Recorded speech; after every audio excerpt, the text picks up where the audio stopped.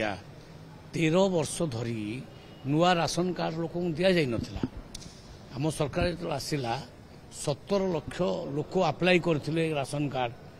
कहीं केते बड़ू 4 वर्ष 5 वर्ष 10 वर्ष है अप्लाई करथिले आम फास्ट टाइम आमर माननीय मुख्यमंत्री 6 लाख राशन कार्ड को अप्रूव कले आउ दिया चली बंटन प्रक्रिया बर्तमान चली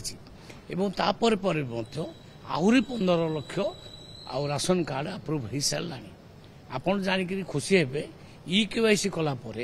बर्तमान EKYC 95% आम सरी आहरी 5% EKYC हो पारना लगभग 22 लाख लोक एपर्तंत EKYC करना जून सुधा जो EKYC सरी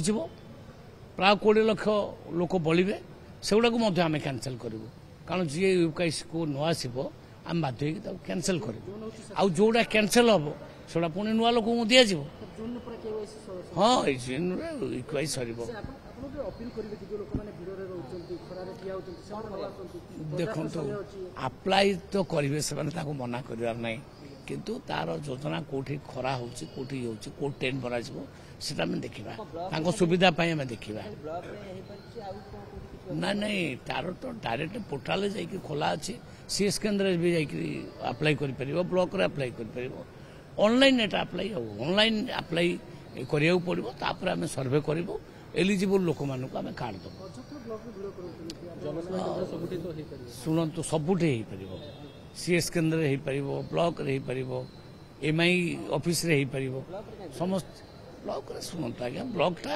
नीतिदिनिया लोक मैंने जाऊँगी से अभ्यास जावा तो करूँ भिड़ भिड़ हबार असुविधा कौन काली ढेंकानाल 50 लाख लोक 50,000 लोकंर भिड़ है भिड़ हेल्ले भल ना सरकार प्रति गोटे विश्वास जागृत होती भिड़ हवा स्वाभाविक।